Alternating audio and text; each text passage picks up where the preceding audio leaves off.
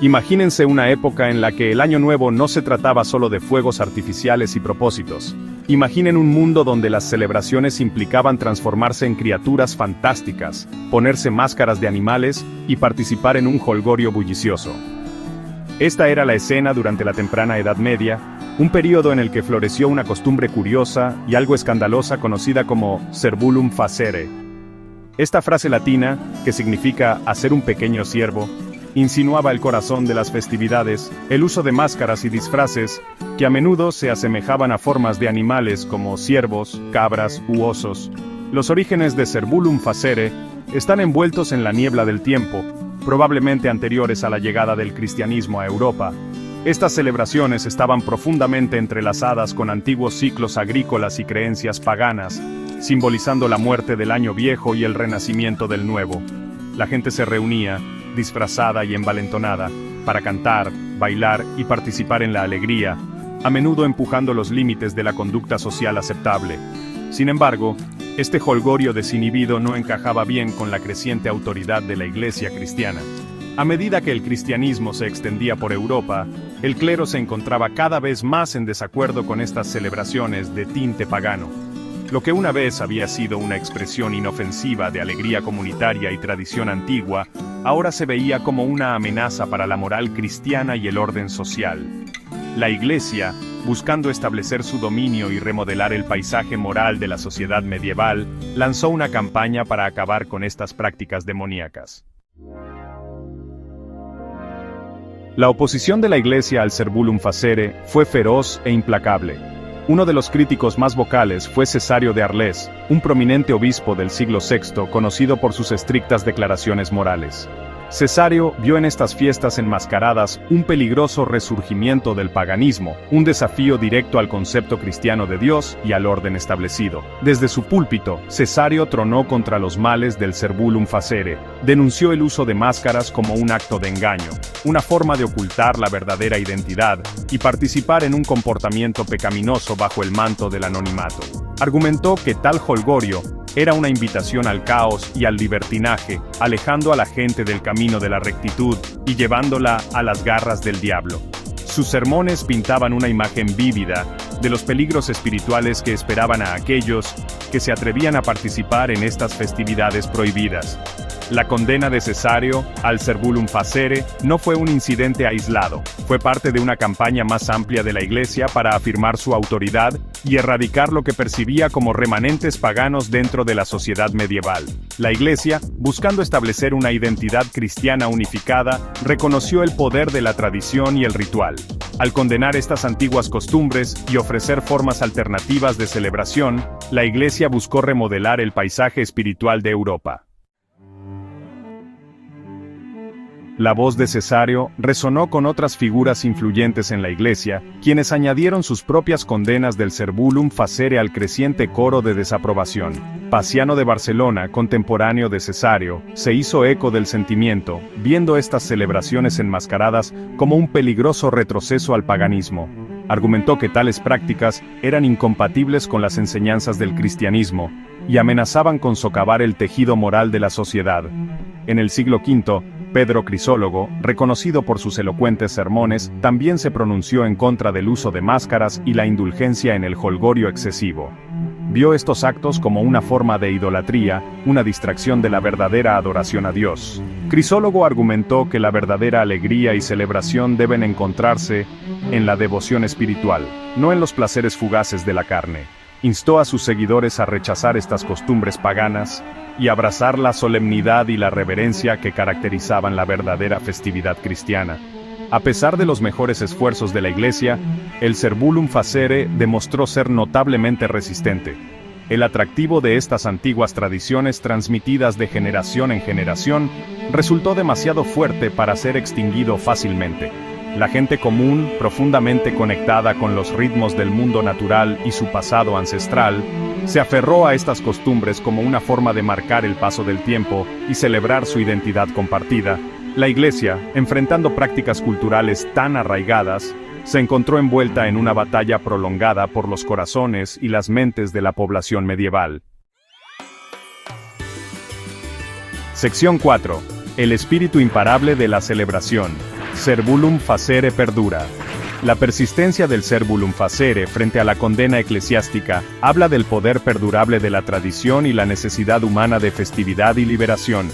A pesar de las advertencias de la Iglesia sobre la condenación eterna, la gente continuó poniéndose sus máscaras y disfraces, deleitándose en el anonimato y la libertad que estas celebraciones proporcionaban. El espíritu del cerbulum facere resultó difícil de suprimir, sus ecos resonando a través de las edades. Varios factores contribuyeron a la supervivencia de estas antiguas tradiciones. En muchas comunidades rurales, la influencia de la Iglesia era menos pronunciada, y las costumbres locales dominaban. Además, la línea entre las creencias paganas y cristianas a menudo se desdibujaba durante la temprana Edad Media, con muchas personas incorporando elementos de ambas en su cosmovisión.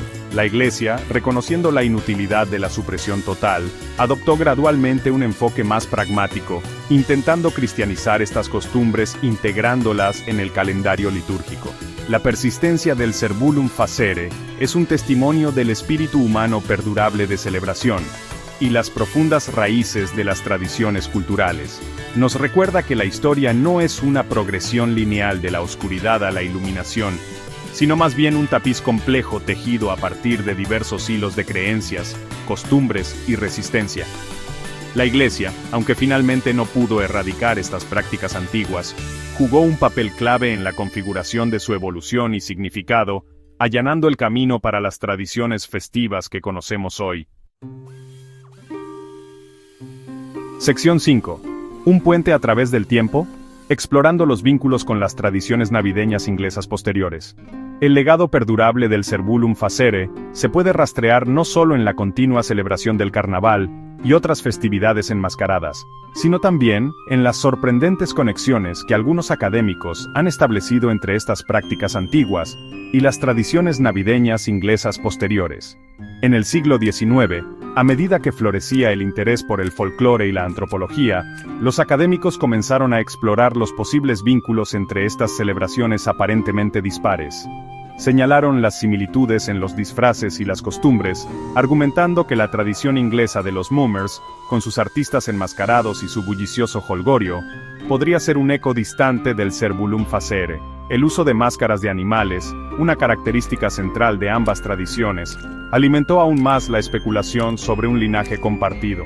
Si bien estas afirmaciones siguen siendo un tema de debate entre los historiadores, ofrecen una visión tentadora de las posibles conexiones y la polinización cruzada cultural que se produjo a través del tiempo y las fronteras geográficas. Los posibles vínculos entre el cerbulum facere y las tradiciones navideñas inglesas destacan el poder perdurable de las costumbres antiguas para trascender el tiempo y el lugar.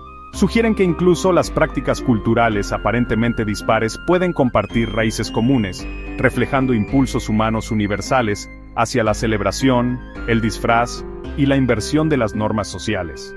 Ya sean descendientes directos o simplemente primos espirituales, estas tradiciones ofrecen una visión fascinante del rico tapiz de la historia humana y el atractivo perdurable de la festividad y el ritual. Sección 6. Conclusión. Un legado de festividad y las arenas movedizas de la tradición. La historia del cerbulum facere es un testimonio de la perdurable necesidad humana de celebración y la compleja interacción entre la tradición, la autoridad y el cambio cultural.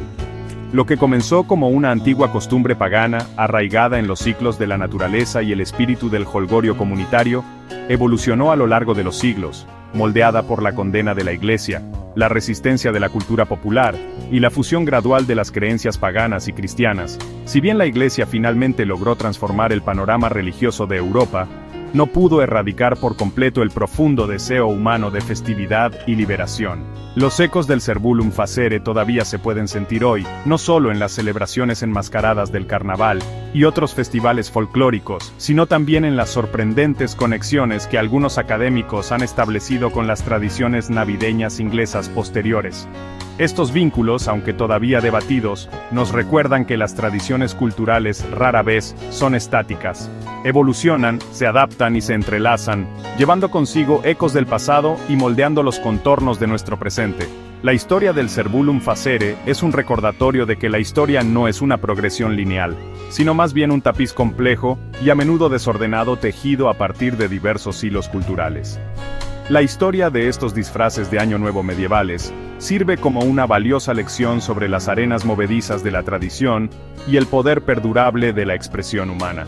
Nos recuerda que incluso frente a la oposición, el espíritu humano de celebración encuentra una manera de perdurar, adaptándose a las circunstancias cambiantes mientras conserva ecos de sus antiguos orígenes. El Cerbulum Facere puede ser una reliquia del pasado, pero su legado perdura, un testimonio del poder perdurable de la festividad, el disfraz y la necesidad humana perdurable de celebrar los ciclos de la vida.